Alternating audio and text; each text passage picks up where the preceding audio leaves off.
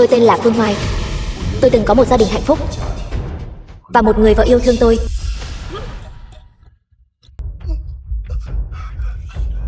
Ba năm trước, tối nay chồng muốn ăn gì nào? Vợ, tối nay anh muốn ăn.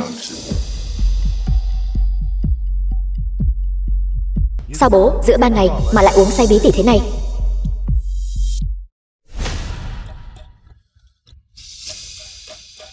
Chị Vũ chỉ có thể là của tôi.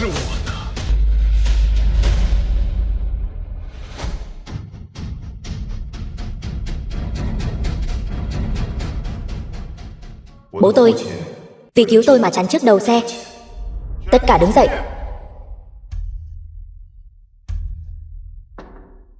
Hung thủ gây tai nạn Trần Duy Sinh dù có vấn đề về thần kinh vẫn không thể trốn tránh sự trừng phạt của pháp luật. Thế nhưng ngay khi tòa sắp tuyên án, tòa tuyên án, khoan đã, tránh án. Hung thủ thực sự lấy mạng người, không phải Trần Duy Sinh,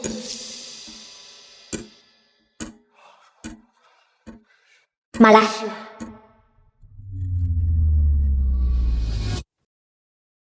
Phương Hoài.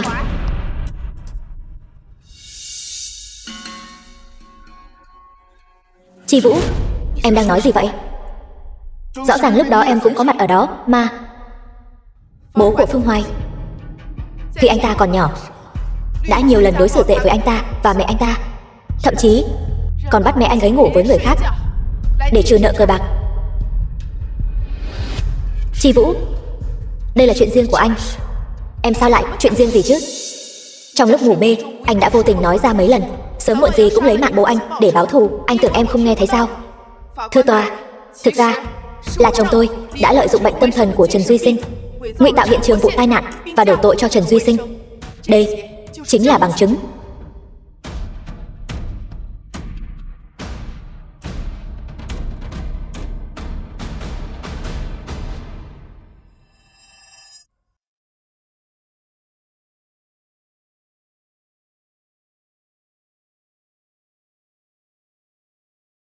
Chồng ơi, Duy Sinh lúc đó là vì đánh nhau với người khác ở quán bar. Vì em bị thương ở đầu, mới mắc bệnh tâm thần.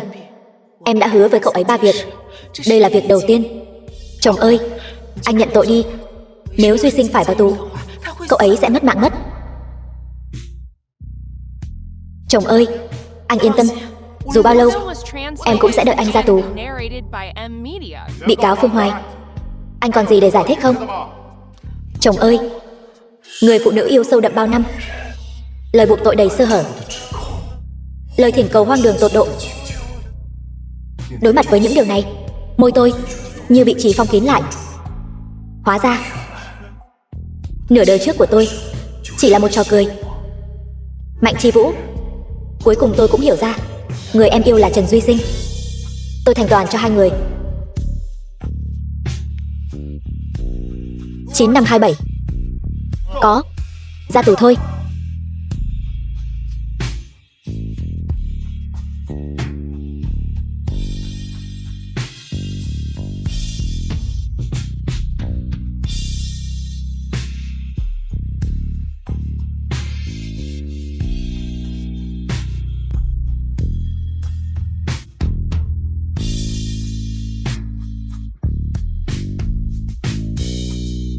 Nhà tù Giang Thành.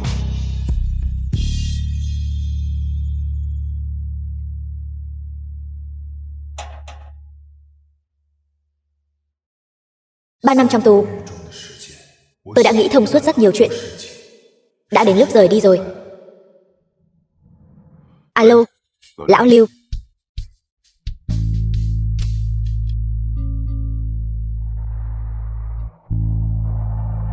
Chồng ơi, đặt giúp tôi 2 vé máy bay, 7 ngày nữa. Tam Á. Chồng, anh định đi đâu? Không có gì. Không sao là tốt rồi.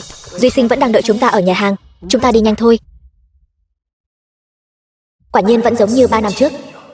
Trong mắt cô ấy chỉ có Trần Duy Sinh. Thậm chí đến việc nghe tôi nói hết câu, cô ấy cũng không muốn. Chồng, mau đi thôi. Nhưng không hiểu sao, tôi như bị ma xui quỷ khiến, lại chọn bước lên chiếc xe đó.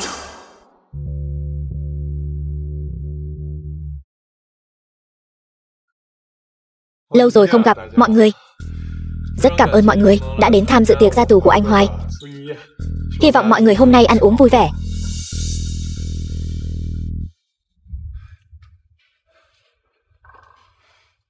Duy Sinh, chúng tôi đến rồi. Anh Hoài, anh đến rồi. Anh Hoài, chuyện trước kia là tôi không đúng. Tôi thành tâm xin lỗi anh. Chồng, Duy Sinh đã xin lỗi anh rồi. Chuyện cũ thì cho qua đi. Thôi, mọi người đừng nói nữa. Chuyện này không thể trách anh Hoài. Bố anh ta nghiện cờ bạc, đánh bạc thua người ta, liền dùng mẹ anh ta ngủ với người khác để gán nợ. Mẹ anh ta không chịu nổi, suy sụp tinh thần rồi tự kết liễu. Nếu là tôi cũng không nhịn được mà lái xe đâm mất mạng con súc vật đó.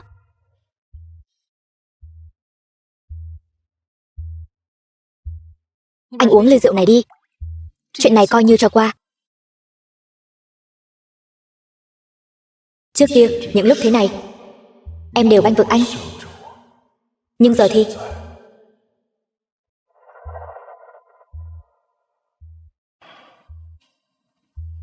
trong dạ dày anh có khối u, không thể uống rượu. Chuyện gì vậy? Chi Vũ, đây chỉ là cái cớ để anh Hoài không muốn tha thứ cho tôi thôi. Đừng ép anh Hoài nữa.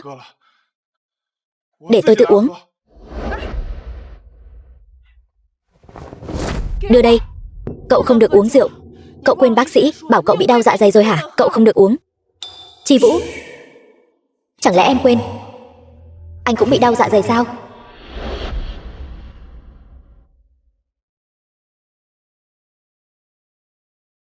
Sau này còn để em thấy anh uống rượu thì em thực sự sẽ giận đấy.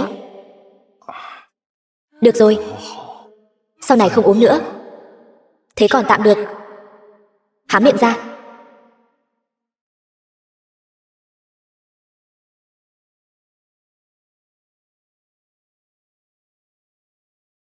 Ngon quá đi.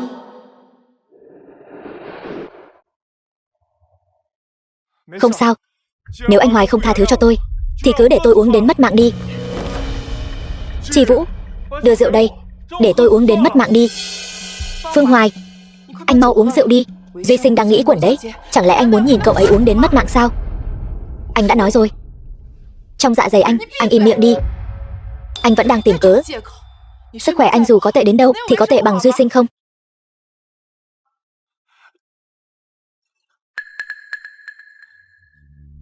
Phương Hoài, rượu hôm nay anh nhất định phải uống. Được, coi như đây là bữa rượu biệt ly của chúng ta.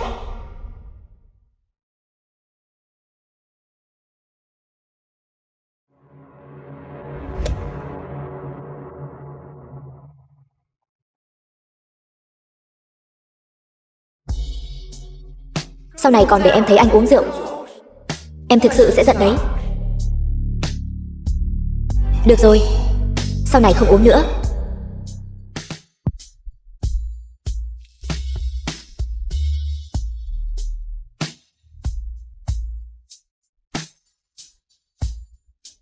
Chồng, bệnh viện Giang Thành.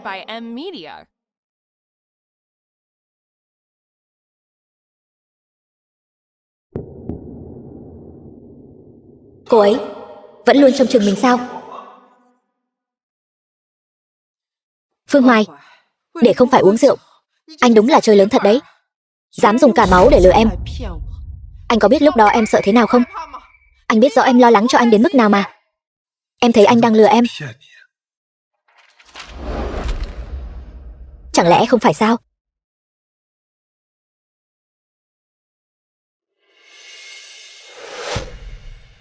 Dạ dày không có khối u, mọi thứ đều bình thường. Cái này, sao có thể như vậy được? Rõ ràng là anh đến nước này mà anh vẫn còn xảo biện. Em biết, anh vẫn còn vì chuyện 3 năm trước mà giận em. Nhưng chuyện này cũng đâu thể trách em. Duy Sinh không chịu nổi cảnh tăm tối trong nhà tù. Anh để cậu ấy vào tù, chẳng phải là để cậu ấy đi mất mạng sao? Tại sao anh lại không thể thấu hiểu cho em một chút chứ? Mạnh Chi Vũ, chẳng lẽ em không sợ anh mất mạng sao?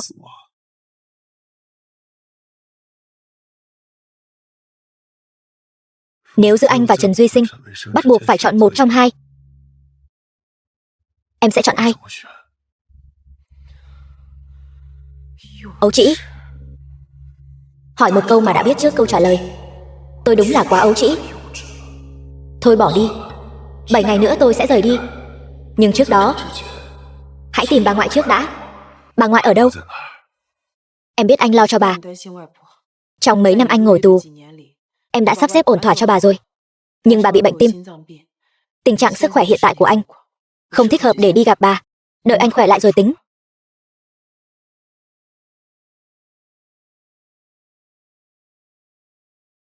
Alo. Cái gì? Duy Sinh bị trẹo chân rồi. Tôi qua đó ngay.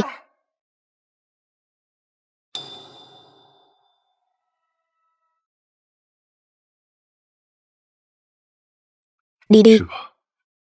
Chồng, anh đừng giận. Đợi hoàn thành xong 3 điều ước của Duy Sinh, chúng ta sẽ cùng cao chạy xa bay. Anh muốn đi đâu, em cũng sẽ đi cùng.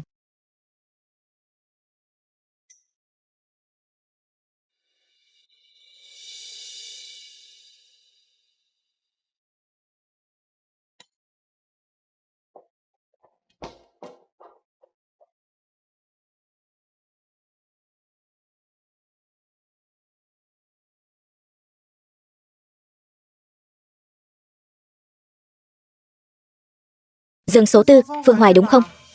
Từ nay không được uống rượu nữa đâu đấy. Cái dạ dày của anh vì bị bỏng mà viêm nhiễm tái phát, đã hình thành một khối u rồi, còn uống nữa là mất mạng đấy. Vừa nãy chẳng phải Mạnh Chi Vũ nói tôi không có khối u sao? Đúng rồi, đây mới là bệnh án thật của anh.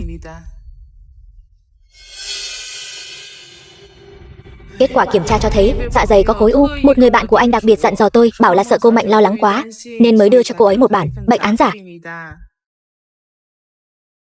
Một người bạn? Trần Duy Sinh, người biết chuyện tôi nằm viện, chắc chỉ có mình cậu thôi. Trước khi khối u di căn, anh phải phẫu thuật gấp đi. Phí phẫu thuật hết bao nhiêu tiền? Theo thông thường thì khoảng 500.000. Tôi biết rồi.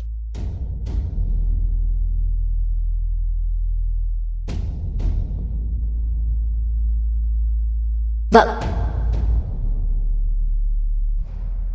sao rồi? Có đỡ hơn chút nào không?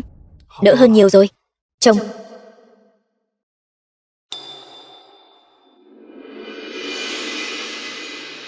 anh cần 500.000 để làm phẫu thuật. Phương Hoài, anh làm loạn đủ chưa? Chỉ uống một ngụm rượu mà anh đòi phẫu thuật. Trần Duy Sinh bị trẹo rồi, anh có thể đừng gây thêm phiền phức cho em vào lúc này được không?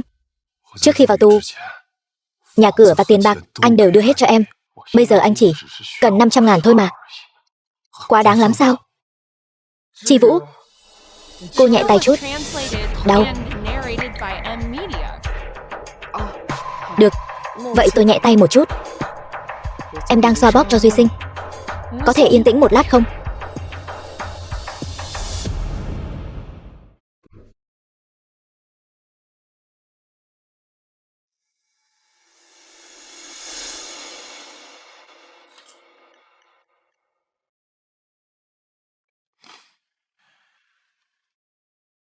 Alo lão Lưu, cho tôi vay 500.000 để làm phẫu thuật. Đúng rồi, giúp tôi tra xem bà ngoại tôi đang ở đâu. Đợi tìm thấy bà ngoại, tôi sẽ lên đường ngay lập tức. Cuối cùng cậu cũng nghĩ thông suốt rồi. Cái loại rác rưởi như Mạnh Chi Vũ, cậu còn dây dưa với cô ta làm gì nữa? Hồi đại học tôi đã chẳng coi trọng cô ta rồi. Cậu vì cô ta mà từ bỏ cơ hội ra nước ngoài tu nghiệp. Cô ta còn đối xử với cậu như thế, cậu còn mong đợi điều gì nữa chứ? Dù sao cũng từng yêu sâu đậm một lần, chỉ muốn cho bản thân một lời giải đáp thôi. Đang phẫu thuật.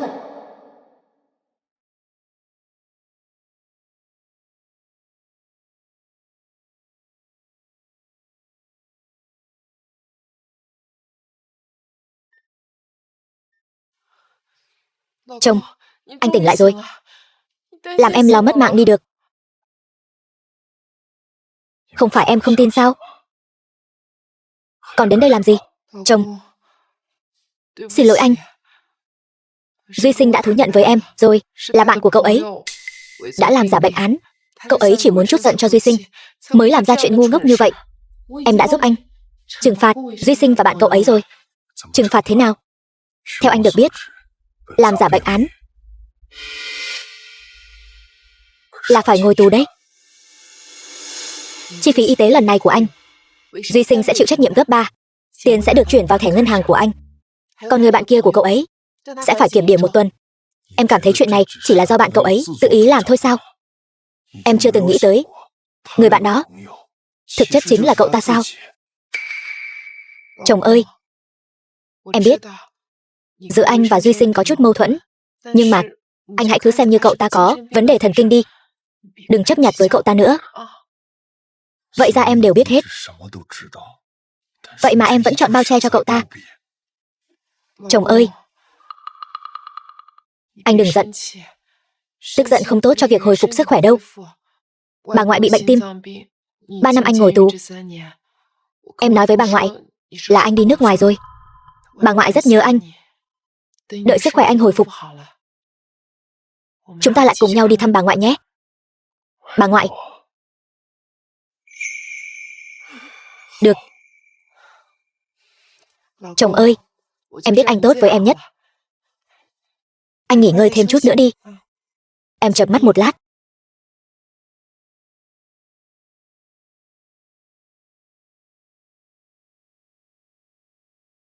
Trần Duy Sinh.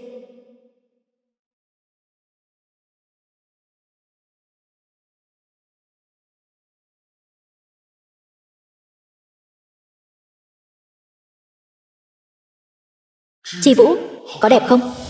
Đẹp. Có muốn sở thử không? Duy Sinh, cậu. Được rồi, tôi đã cho cô xem rồi.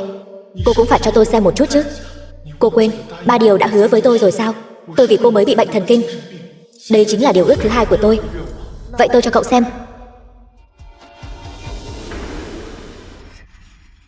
Chồng ơi, dù sau này có xảy ra chuyện gì đi nữa, em nhất định sẽ dành cho anh sự trung thành, tin tưởng và yêu thương tuyệt đối. Anh cũng vậy.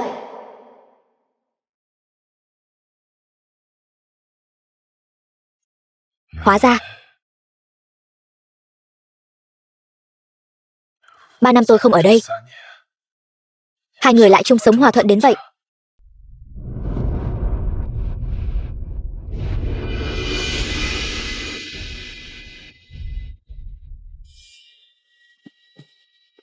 Chúc mừng cô Mạnh và anh Trần, trai tài gái sắc, xứng đôi vừa lứa. Mọi người cùng vỗ tay nào. Chúc mừng. Trần Duy Sinh, chẳng phải cậu nói chỉ mời vài người thôi sao? Sao cậu lại gọi cả phóng viên truyền thông đến? Đâu chỉ có truyền thông, tôi còn mời cả những người trong giới luật sư đến đây luôn. Sao cậu có thể làm như vậy? Cậu bảo Phương Hoài sau này còn mặt mũi nào mà nhìn người khác? Mạnh Chi Vũ, cô vẫn chưa nhìn rõ tình hình sao? Mọi người đều rất ủng hộ chúng ta. Trong mắt họ, tôi hợp với cô hơn Phương Hoài. Chúng ta mới là một cặp trời sinh. Nếu năm đó không phải cha mẹ cô phản đối, thì giờ chúng ta đã có con với nhau rồi. Hôn đi. Hôn đi nào.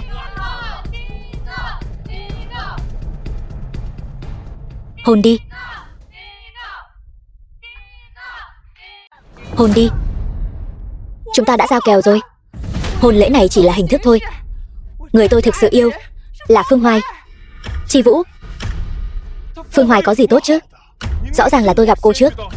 Dựa vào đâu mà hắn khiến em thích đến vậy? Hắn chỉ là một tên sát nhân lấy mạng cả cha ruột mình mà thôi. Trần Duy Sinh, năm đó người tông mất mạng cha Phương Hoài rốt cuộc là ai? Chẳng lẽ cậu không rõ sao?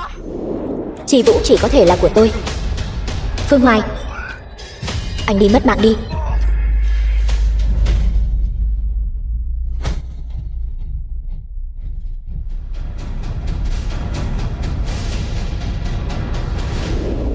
Sao nào? Nói dối mãi. Đến mức chính cậu cũng tưởng là thật rồi sao? Tôi thực sự không ngờ cậu lại là loại người như vậy. Chuyện gì thế này? Chẳng lẽ chuyện năm đó còn có ẩn tình? Phương Hoài bị oan. Đúng vậy. Sự thật chuyện năm đó chính là Chi Vũ, cô nghĩ kỹ chưa? Nếu cô nói ra hết, cô làm chứng giả, thì sự nghiệp luật sư của hai ta đều sẽ chấm dứt đấy.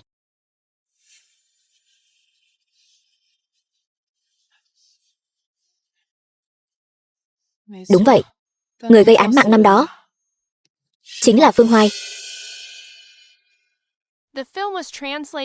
Đúng vậy, người gây án mạng năm đó chính là Phương Hoài. Mạnh Chi Vũ, về khoản làm tôi thất vọng thì cô chưa bao giờ khiến tôi thất vọng cả.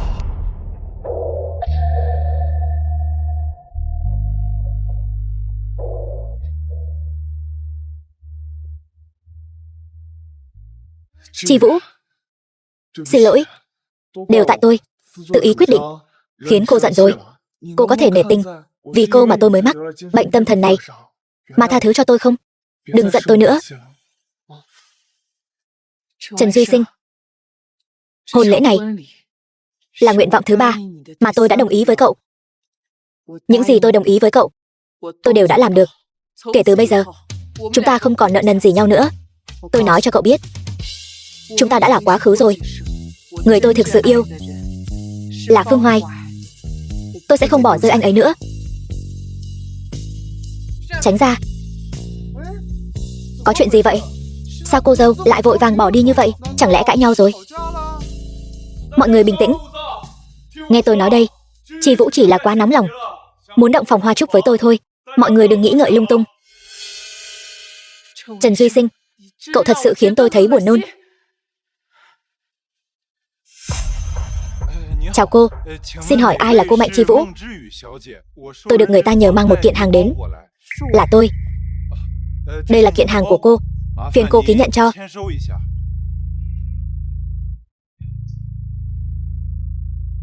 Không có tên người gửi.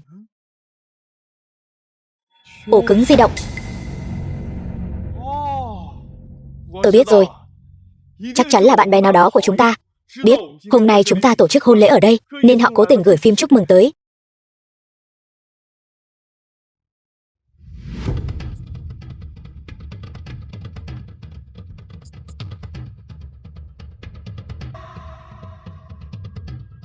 Tiểu Hoài,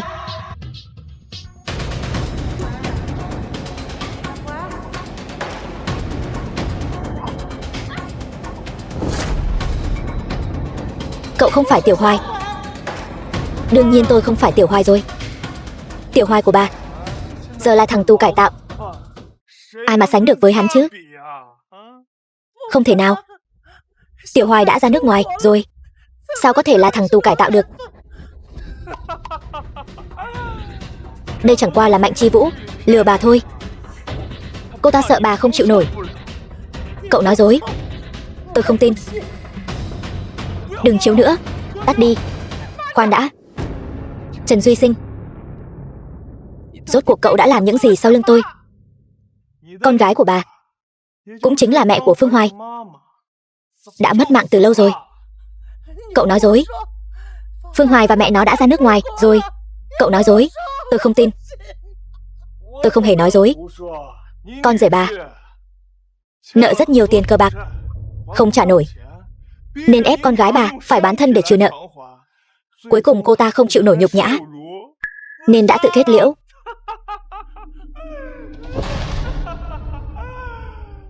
Bà có biết Phương Hoài tại sao lại vào tù không? Vì Phương Hoài lái xe đâm mất mạng cha mình. Tiểu Hoài, Tiểu Hoài, con hồ đồ quá. Thế nhưng hung thủ lấy mạng người thực sự không phải Phương Hoài, mà là tôi. Chính tôi đã lái xe đâm mất mạng cha hắn, sau đó lại bắt cháu dâu bà làm chứng giả để tống Phương Hoài vào tù. Súc sinh, đồ súc sinh, tao lấy mạng mày. Đồ già mù loà, còn muốn lấy mạng tôi hả? Chuyện này nói cho cùng chẳng phải là do bà sao? Nếu không phải bà tìm người mai mối cho cha mẹ Phương Hoài, thì con gái bà làm sao có thể mất mạng? Bà mới là kẻ đầu sỏ.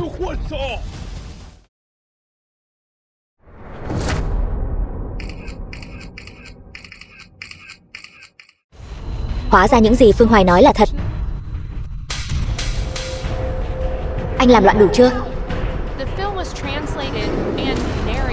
Thật sự là cậu đã ép bà ngoại mất mạng sao?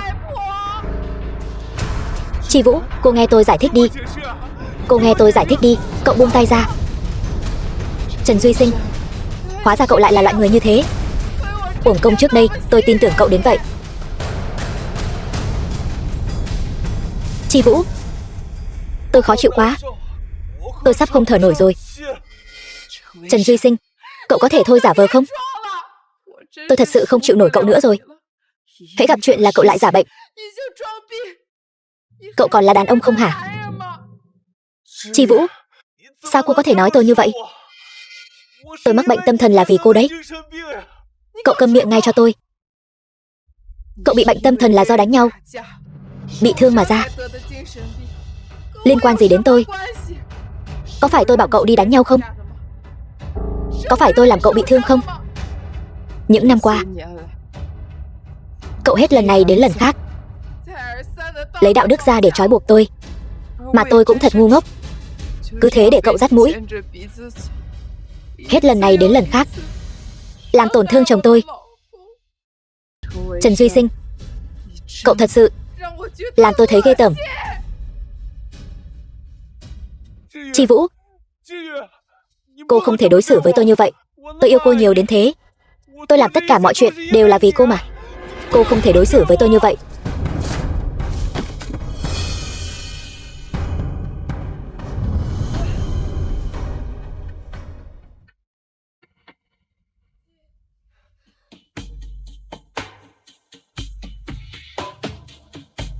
Số máy quý khách vừa gọi tạm thời không liên lạc được. Xin lỗi chồng. Đều là lỗi của em. Là em đã hại mất mạng bà. Số máy quý khách vừa gọi tạm thời không liên lạc được. Chi Vũ, cô không được rời bỏ tôi. Anh Trần, về đoạn phim vừa rồi, anh có điều gì muốn nói không? Anh Trần, vụ tai nạn xe 3 năm trước, kẻ sát nhân không phải Phương Hoài mà là anh đúng không? Anh Trần có tiện nói vài lời không? Anh Trần, anh là kẻ sát nhân đúng không? Anh Trần.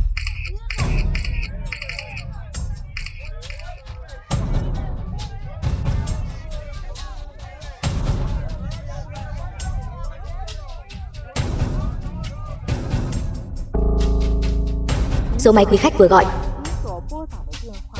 Phương Hoài, số máy quý khách vừa gọi tạm thời không liên lạc được. Chồng ơi, em xin lỗi. Đều là lỗi của em. Rốt cuộc anh đang ở đâu? Phương Hoài, rượu hôm nay anh bắt buộc phải uống.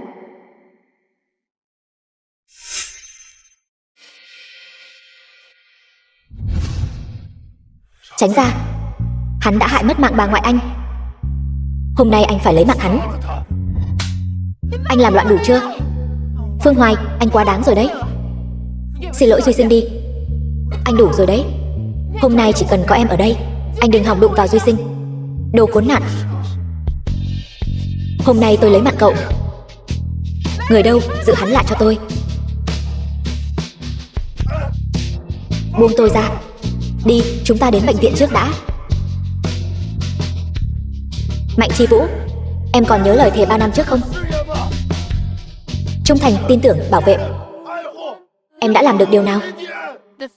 Mạnh Chi Vũ, em có biết mình đang làm gì không? Em lại định gả cho hắn ta. Chồng, em biết mình đang làm gì. Em vẫn luôn chờ đợi việc thứ ba này. Em cũng chán ngấy Trần Duy Sinh rồi. Chồng, anh yên tâm đi. Đợi làm xong việc thứ ba này, em sẽ chỉ thuộc về mình anh thôi. Anh hãy nhẫn nhịn thêm chút nữa nhé. Chúng ta chỉ là kết hôn giả thôi mà. Được rồi chồng. Em không muốn cãi nhau với anh. Lát nữa đám cưới của em và Duy Sinh, anh đi cùng em nhé. Vợ của tôi đi kết hôn với người khác, còn bắt tôi đi làm khách mời trong đám cưới của cô ấy. Cô... Chồng, hóa ra em đã làm tổn thương anh sâu sắc đến vậy. Em xin lỗi chồng. Alo. Cái gì? Duy Sinh bị trẹo chân rồi. Tôi qua đó ngay.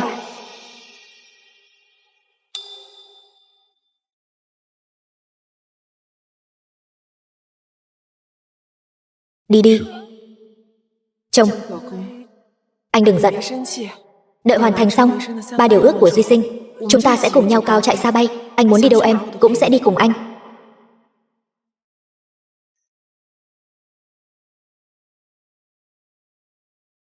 Cuộc gọi đến. Alo chồng, em. Alo, luật sư Mạnh. Luật sư Trần lại phát bệnh rồi. Hiện trường bây giờ không kiểm soát nổi nữa. Anh ta cầm dao gọt hoa quả đòi tự kết liễu, còn không cho người khác lại gần. Cô mau quay lại đi. Đừng quay nữa. Cậu ta đã quyết tâm muốn mất mạng. Ai cũng không khuyên được đâu. Việc anh cần làm bây giờ là gọi 120, chứ không phải gọi điện cho tôi. Chồng, anh đợi em với. Tất cả câm mồm hết cho tôi. Đứa nào lại gần là tôi lấy mạng. Đừng quay nữa. Đừng quay nữa mà.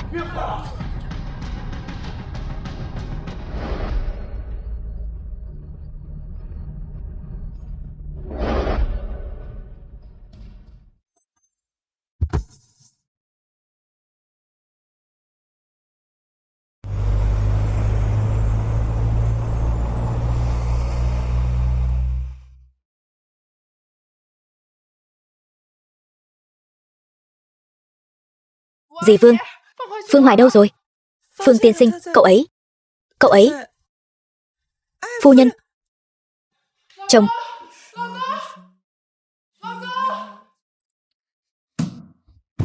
Chồng ơi.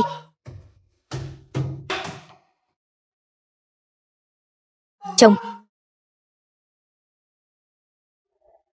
Chồng ơi.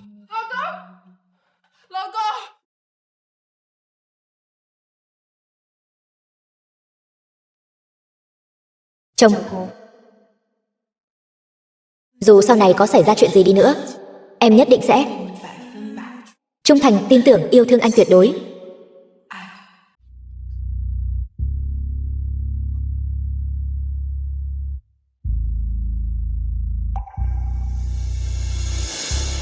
Chồng.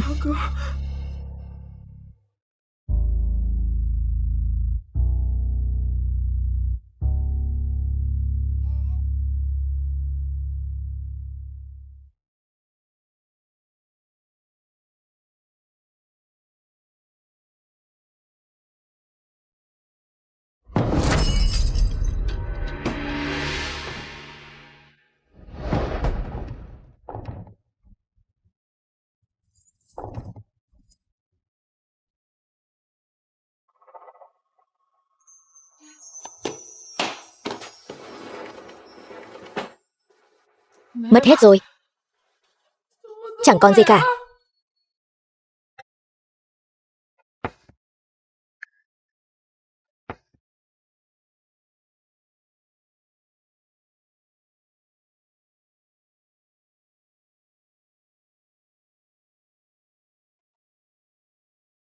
The film was translated and narrated by M Media.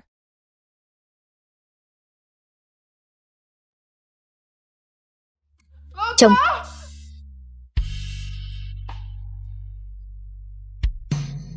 Mạnh Chi Vũ. Khi em nhìn thấy bức thư này,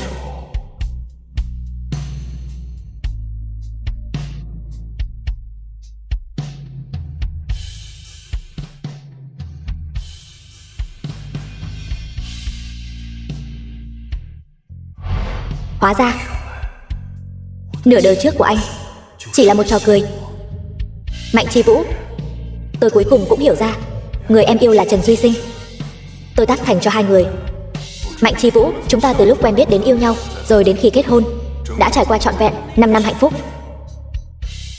Nhưng cho đến khi Trần Duy Sinh xuất hiện, mọi thứ đều thay đổi. Anh nghĩ trong tình cảm, thứ tự đến trước sau rất quan trọng. Em và Trần Duy Sinh mới là đôi bạn đời hoàn hảo. Anh tác thành cho hai người. Phương Hoài. Không phải đâu. Không phải vậy đâu chồng. Chồng.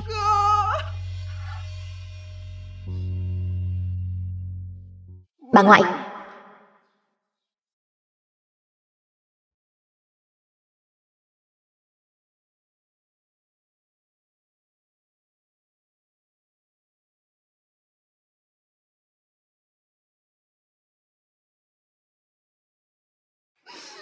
Em sai rồi chồng.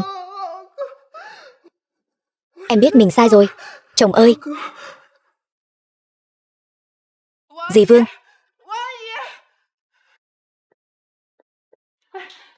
Phu nhân. Phương Hoài đâu rồi? Phương Hoài đi đâu rồi? Phu nhân. Phương tiên sinh để lại bức thư này rồi đi rồi. Bảo phu nhân. Bảo tôi cái gì? Dì nói mau đi. Bảo phu nhân đừng tìm cậu ấy nữa. Phương Hoài. Anh tàn nhẫn quá. Tình cảm 5 năm. Anh nói đi là đi. Em sẽ không tin anh đâu. Em hiểu anh quá mà. Anh chỉ là đang dỗ em thôi. Anh chỉ là muốn gây sự chú ý của em thôi. Anh sẽ không rời xa em đâu. Hơn nữa, chúng ta vẫn là vợ chồng hợp pháp mà. Đúng, chúng ta vẫn là vợ chồng hợp pháp. Anh sẽ không rời xa em đâu. Phu nhân.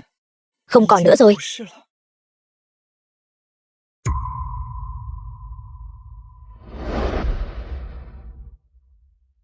Đơn ly hôn.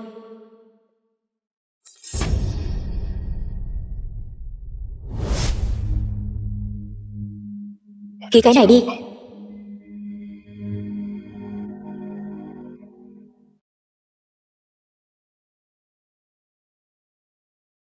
Mạnh Chi Vũ.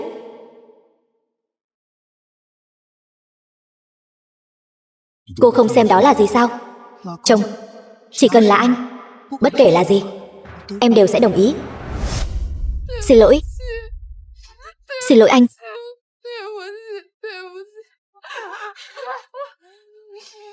Tôi không tìm thấy rồi. Tôi không tìm thấy chồng tôi rồi.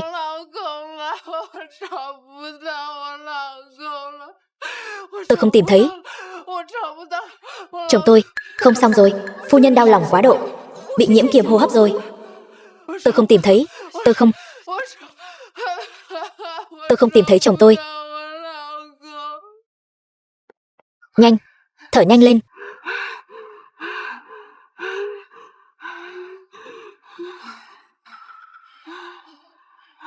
Phu nhân. Tiên sinh đã đi rồi. Cô đừng quá đau buồn. Đi. Tôi sẽ không để anh ta rời xa tôi đâu. Cho dù có dùng hết thời gian còn lại của đời tôi cũng sẽ tìm thấy anh ấy, bù đắp cho anh ấy. Giúp tôi đặt 2 vé máy bay. 7 ngày sau, Tam Á. The film was translated and Chồng ơi, narrated anh muốn by đi đâu? Media.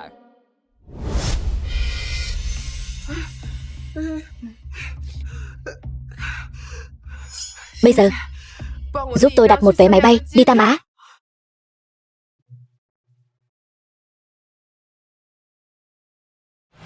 Lâm Uyển Du, thiên kim của người giàu nhất đại hạ. Tiểu thư, lão gia bảo cô về, hoàn thành hôn ước với công tử nhà họ Lý.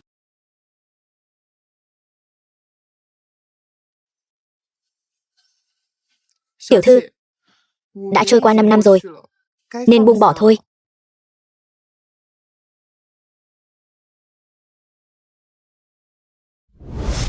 5 năm trước,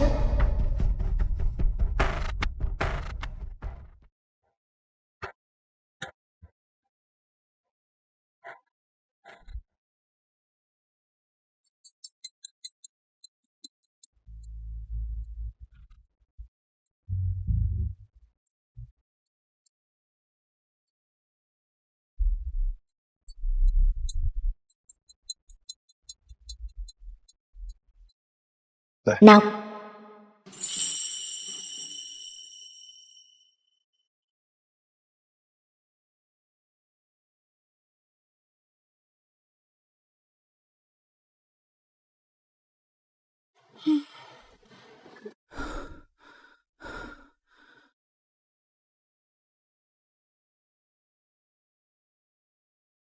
Cảm.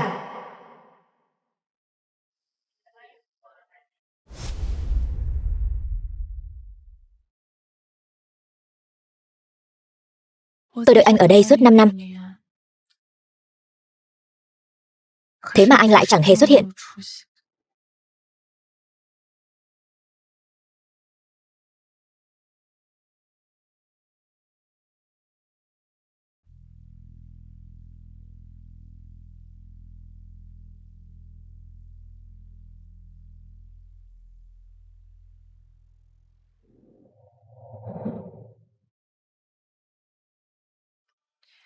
Ông chủ, một cốc chanh xanh ít ngọt.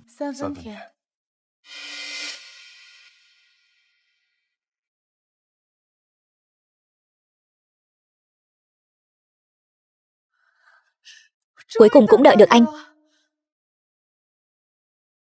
Chúng ta quen nhau sao? Năm đó, cha tôi ép tôi kết hôn. Tôi tức giận quá, bỏ nhà ra đi, chẳng còn xu nào dính túi. Ngay lúc tôi bị hạ đường huyết, sắp ngất đi, chính là anh đã cứu tôi.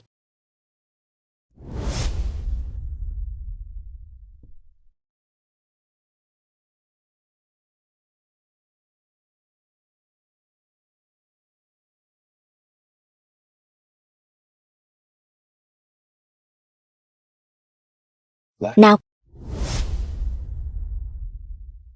Kể từ đó, tôi vẫn luôn tìm anh. Tôi cứ tưởng mình sẽ sớm tìm được anh. Thế mà không ngờ, gặp lại nhau đã là 5 năm sau rồi. Cô đợi tôi ở đây suốt 5 năm. Đúng vậy, thưa anh. 5 năm nay, gia chủ vẫn luôn giục tiểu thư về kết hôn. Nhưng tiểu thư tính tình cố chấp, nhất quyết không gả, nhất định phải đợi anh bằng được. Một người chỉ tình cờ gặp gỡ, mà lại nhung nhớ tôi suốt 5 năm. Còn cô ấy, Mạnh Chi Vũ. Chào anh, tôi tên Lâm Uyển Du. Rất vui được quen biết anh. Phương Hoài. 5 năm qua, anh sống không vui vẻ sao? Anh của 5 năm trước rất lạc quan. Phải. 5 năm trước, tôi rất lạc quan. Thế còn bây giờ? Bây giờ, tôi không biết.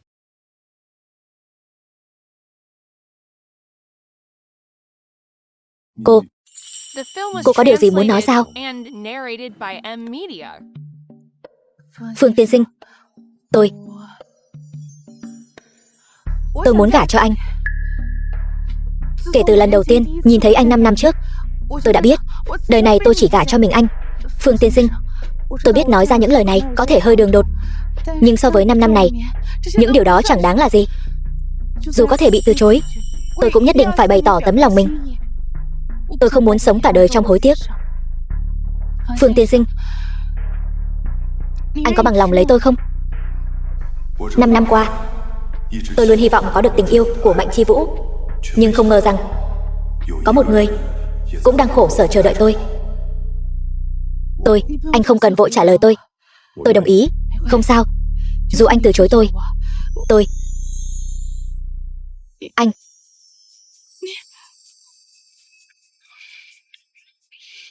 Lâm tiểu thư, tôi muốn nói với cô một vài chuyện. Tôi muốn đợi cô suy nghĩ thật kỹ, rồi hãy cân nhắc xem có muốn lấy tôi không. Được. Tôi từng ly hôn, cũng từng ngồi tù.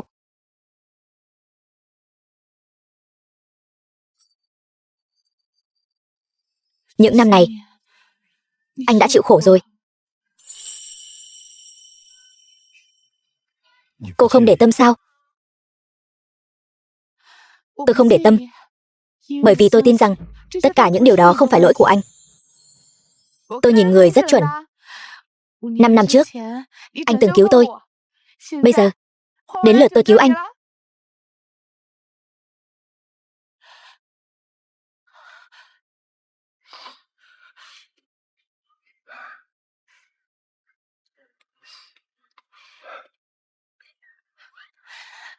Phương Hoài, theo tôi về gặp cha mẹ đi. Được. Đi thôi.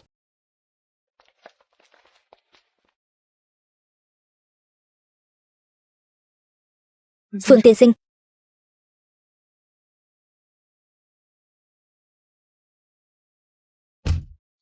Hãy điều tra những chuyện Phương Hoài đã trải qua trong 5 năm qua, càng chi tiết càng tốt. Tiểu thư anh Minh, chưa tìm hiểu rõ nhân phẩm của anh ta thì không thể vội vàng kết hôn được, không? Tôi chỉ muốn biết 5 năm nay rốt cuộc là kẻ nào đã bắt nạt anh ấy. Tôi muốn tính sổ với từng người một.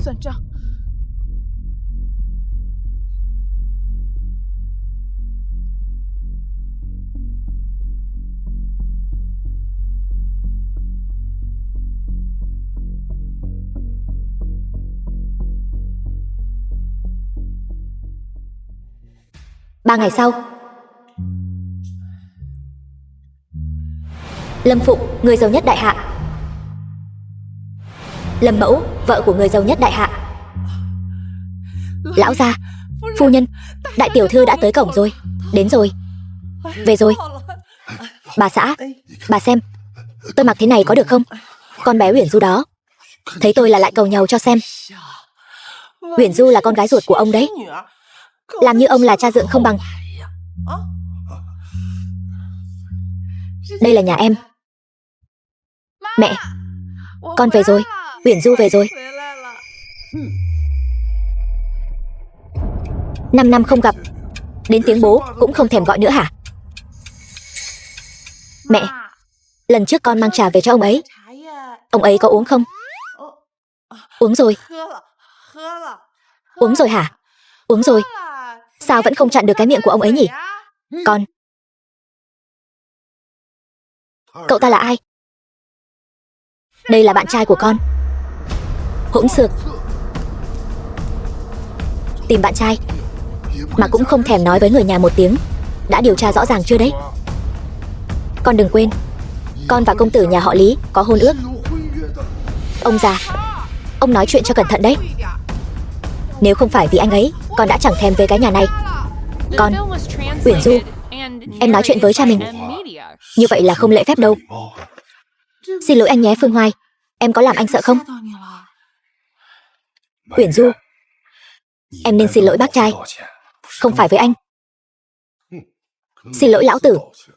Lão tử theo họ nó luôn. Ông bớt nói vài câu đi. Con xin lỗi bố. Đây. Con vừa gọi ta là gì? Ông già.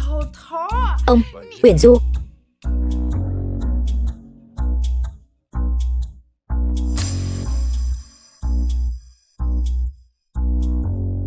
Bố. Con xin lỗi. Thằng nhóc này lai lịch thế nào vậy? Con gái rượu đầy gai góc của ta, vậy mà lại nghe lời nó răm rắp. Được. Bố không chấp con nữa. Còn cậu, Phương Hoài phải không? Ăn cơm chưa? Thím Lưu, bà đi chuẩn bị đi. Vò rượu ngon 20 năm. Mang ra đây. Vâng, thưa ông. Nhưng 2 vò rượu đó, ông từng nói phải đợi đến khi tiểu thư xuất giá mới được khui. Nói nhảm cái gì thế? Bảo đi lấy thì cứ đi lấy. Nhanh. Vâng thưa ông, tôi đi ngay đây.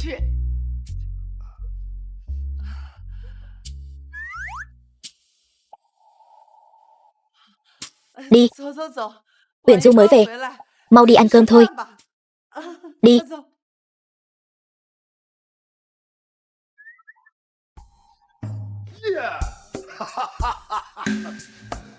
Con nhóc danh Uyển Du này, chỉ vì chuyện ép hôn mà nó gọi ta là ông già suốt 5 năm. Giờ cuối cùng cũng gọi ta là bố rồi. Gia chủ. Có chuyện gì? Gia chủ, sinh lễ của công tử nhà họ Lý đã đến. Bảo họ về đi.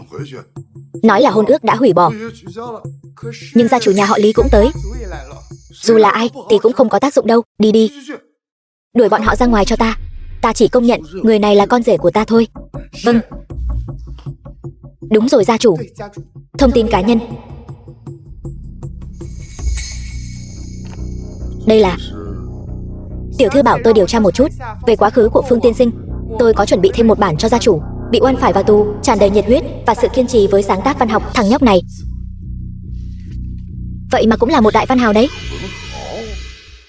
Ăn cơm thôi. Phương Hoài, ăn nhiều vào nhé. Đây là món em tự tay làm đấy. Toàn món anh thích cả. Nào, ăn thôi. Em biết anh bị dị ứng hạt tiêu, thế nên là tất cả các món em đều không bỏ hạt tiêu vào. Đúng vậy, tôi đã dặn dò người làm rồi. Từ nay về sau việc ăn uống trong nhà cứ theo thói quen của con mà làm. Mọi người, sao mọi người biết tôi bị dị ứng hạt tiêu? Phương Hoài, anh đừng giận nhé. Là em muốn biết 5 năm qua anh đã trải qua những chuyện gì, nên mới nhờ người điều tra anh. Tất cả những gì con phải chịu đựng trong 5 năm qua, chúng ta đều biết cả rồi.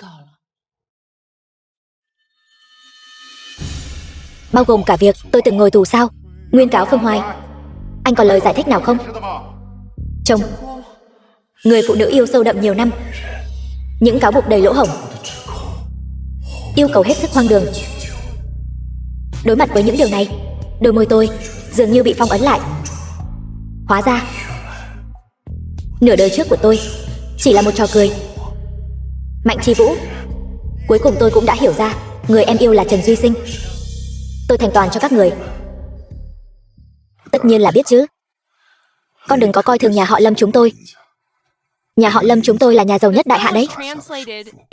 Thế nhưng sự thật của sự việc chúng tôi đã điều tra rõ ràng rồi. Chứng cứ giúp con lật lại vụ án. Tôi đã phái người gửi đến Giang Thành rồi. Người đó giờ chắc đã vào tù rồi.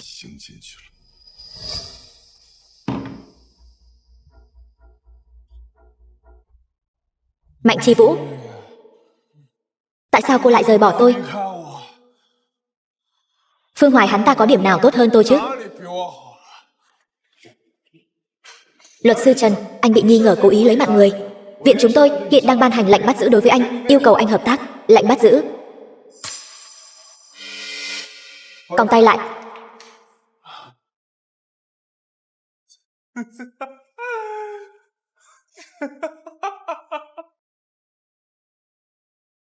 Cảm ơn. Khách sáo làm gì chứ? Người mà con gái tôi đã chọn thì chính là con rể của chúng tôi. Từ hôm nay trở đi, nếu ai bắt nạt con, cứ nói với tôi. Đúng rồi, còn chuyện bà ngoại của con nữa, chúng tôi cũng biết rồi. Nếu con không chê thì cứ gọi tôi một tiếng bố. Sau này chúng ta là một gia đình. Đúng vậy.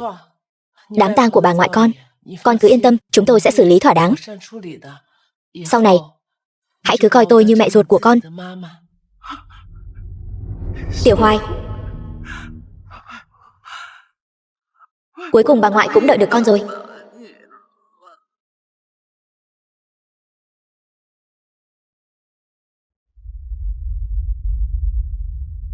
Bà ngoại,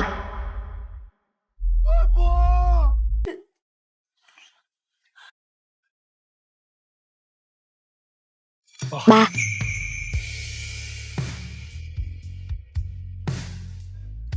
Mẹ, ba mẹ cũng ăn đi.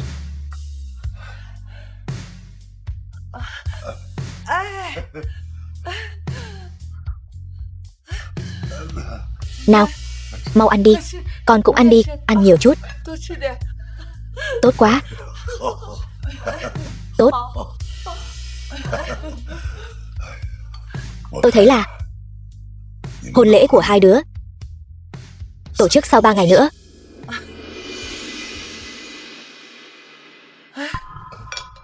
Cái này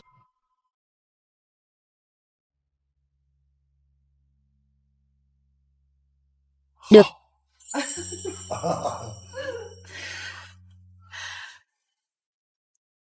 Chồng tương lai. Vậy lát nữa chúng ta đi chọn váy cưới nhé. Đôi mắt cô ấy rất sáng, trong đó chỉ toàn là tôi. Được.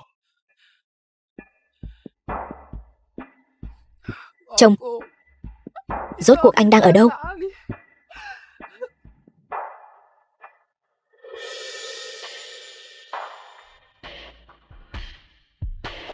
Chồng.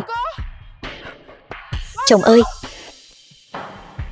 Chồng, chờ em với chồng ơi.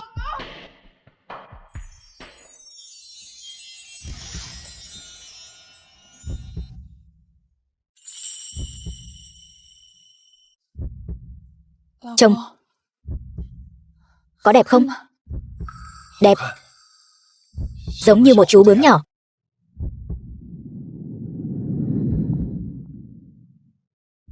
Bộ váy cưới này em đã đặt làm từ 5 năm trước rồi. Hôm nay cuối cùng em cũng có cơ hội mặc nó lên vì anh. Chồng. Chồng ơi, cuối cùng em cũng tìm thấy anh rồi. Chúng ta về nhà thôi, đi, buông ra. Phương Hoài, hay là hai người nói chuyện riêng một lát đi, em tránh mặt trước. Em không cần phải đi. Cô ấy là ai? Đây là vị hôn thê của tôi. 3 ngày nữa chúng tôi sẽ tổ chức hôn lễ. Làm sao có thể chứ? Chồng, anh đang đùa em phải không? Anh là chồng em, sao anh có thể kết hôn với người khác được? Anh làm vậy là phạm pháp đấy. Đi thôi, chúng ta về nhà. Mạnh Chi Vũ, chúng ta đã ly hôn rồi. Tôi không còn bất kỳ quan hệ nào với cô nữa. Không phải. Đơn ly hôn đó được ký trong lúc em hoàn toàn không hay biết. Cái đó không tính. Cô muốn nói thế nào cũng được. Trên hồ sơ hộ tịch, hai chúng ta thực sự đã không còn quan hệ gì nữa. Xin cô đừng tới làm phiền tôi và vị hôn thê của tôi nữa.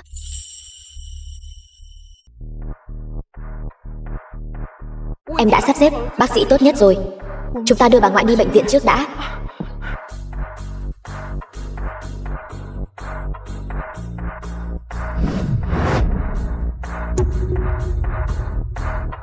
Đừng chạm vào bà ngoại tôi.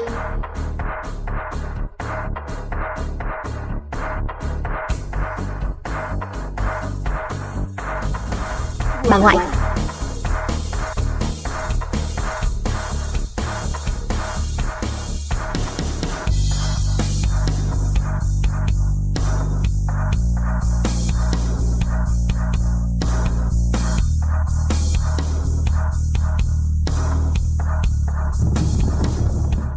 Chồng, em thề sau này em sẽ không liên lạc với Trần Duy Sinh nữa. Hơn nữa, hắn vì tội cố ý lấy mạng người đã bị nhốt vào nhà tù rồi. Chúng ta có thể bắt đầu lại từ đâu, chồng? Cô Mạnh, chúng ta đã không còn quan hệ gì nữa rồi. Tôi cũng không phải chồng cô. Uyển Du, chúng ta đi thôi. Đứng lại. Con hồ ly tinh kia, cô đã cho chồng tôi uống bộ mê thuốc lú gì vậy? Buông tay. Em không buông. Cô còn ở đây giả vờ đáng thương. Cô đi quyến rũ chồng người khác, cô có biết xấu hổ không? Đủ rồi. Em chưa đủ. Đồ hồ ly tinh. Hôm nay tôi nhất định phải dạy cho cô một bài học. Tôi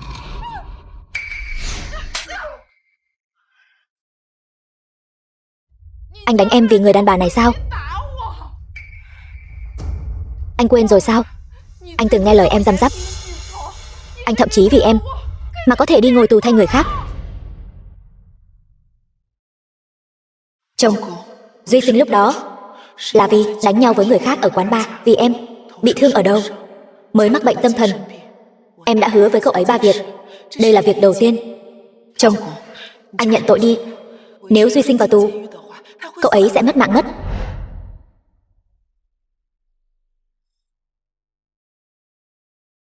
Sau này còn để em phát hiện anh uống rượu, em sẽ thật sự giận đấy. Được. Sau này không uống nữa. Thế còn tạm được. Há miệng ra.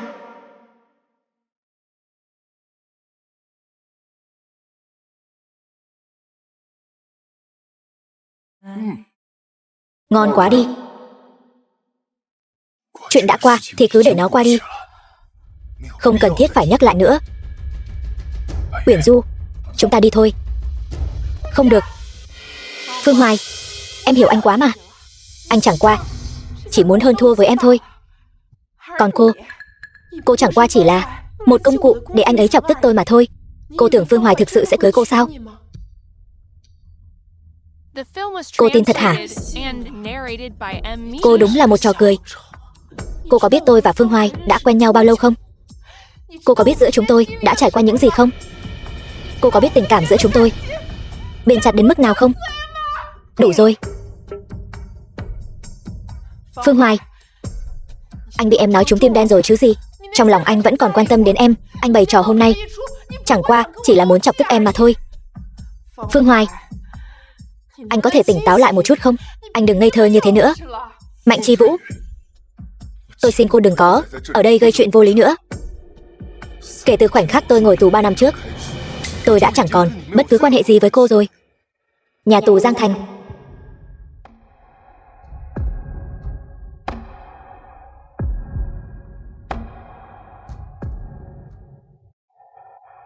Ba năm trong tù, tôi đã nghĩ thông suốt rất nhiều chuyện. Đã đến lúc rời đi rồi. Alo, lão Lưu, giúp tôi đặt 2 vé máy bay. Đúng. 7 ngày sau, Tam Á. Tôi cũng xin cô đừng nuôi bất kỳ ảo tưởng nào nữa. Anh nói dối. Anh nói dối, em không tin. Tin hay không là tùy cô. Nếu anh muốn em tin, vậy thì anh hãy lấy bà ngoại ra thề đi. Anh có dám lấy bà ngoại ra thề không? Cô đủ rồi đấy. Bà ngoại tôi đã qua đời rồi. Anh không dám. Anh không dám là vì anh chỉ đang muốn chọc tức em mà thôi. Nực cười.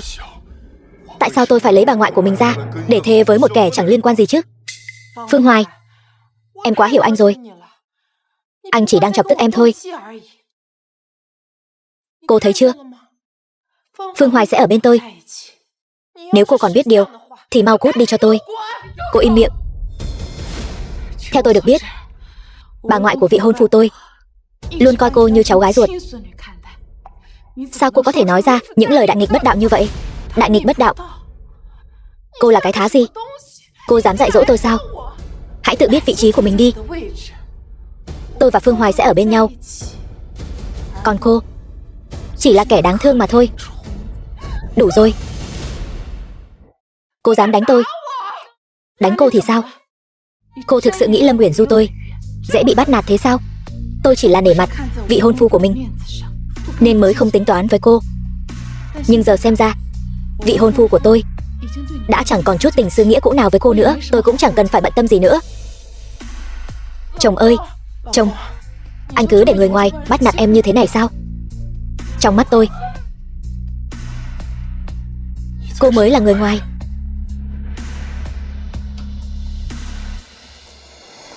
Đồ tiểu tam, tôi lấy mạng cô. Tôi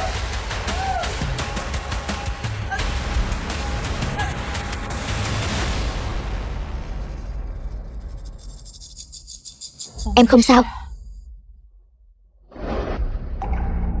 Tôi và Phương Hoài đã đính hôn rồi. Trong tình cảm, người không được yêu mới là tiểu tam. Rất rõ ràng. Tôi không phải. Cô ta cố ý lấy mạng người, ngụy tạo bằng chứng, hãm hại Phương Hoài vào tù, nộp toàn bộ tài liệu cùng một lúc. Kẻ bắt nạt người đàn ông của tôi chỉ có một con đường mất mạng. Vâng. Phương Hoài, em làm anh sợ hả? Sao có thể chứ? Dù em thế nào, anh cũng yêu em. Anh hy vọng sau khi chúng ta kết hôn, em vẫn có thể là chính mình.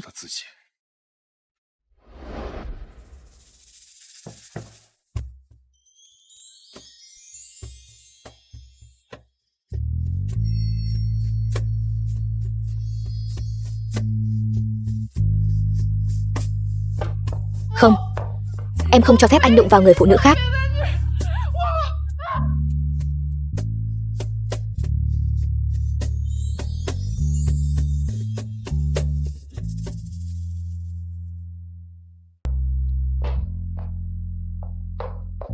Chồng ơi, chúng ta đừng cãi nhau nữa có được không? Chúng ta về nhà đi. Chồng ơi. Mạnh Chi Vũ, cô làm loạn đủ chưa? Những chuyện cô làm trước kia, dựa vào đâu mà cho rằng những gì tôi làm bây giờ là đang giận dỗi với cô? Dựa vào đâu mà cho rằng trong lòng tôi vẫn còn có cô? Chồng ơi, câm miệng. Đừng gọi tôi là chồng. Tôi thấy ghê tởm. Em là vợ anh mà. Sao anh có thể nói với em như vậy? Không phải cô chỉ muốn nghe tôi thề thốt với cô sao? Được. Bây giờ tôi xin thề dưới danh nghĩa của bà ngoại tôi. Sớm đã không còn quan tâm đến cô nữa rồi. Bây giờ tôi thật lòng muốn cưới Lâm Uyển Du. Không phải. Tôi hy vọng sau này cô đừng đến làm phiền tôi và vợ sắp cưới của tôi nữa. Chồng ơi!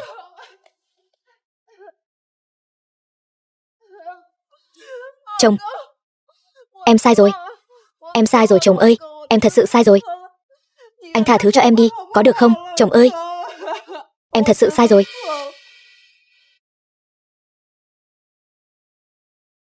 Uyển Du, chúng ta đi chuẩn bị chụp ảnh cưới thôi. Nghe theo anh. Chồng. Đi thôi. Anh đừng đi. Không phải đâu chồng. Người anh yêu nhất rõ ràng là em mà. Chồng. Chồng ơi, đợi em với. Chồng ơi.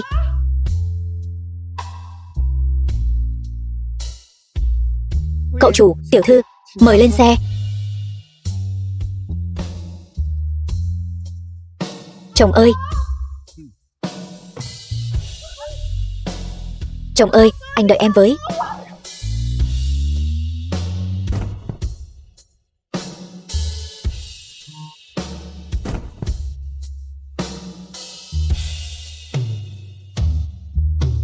Chồng ơi.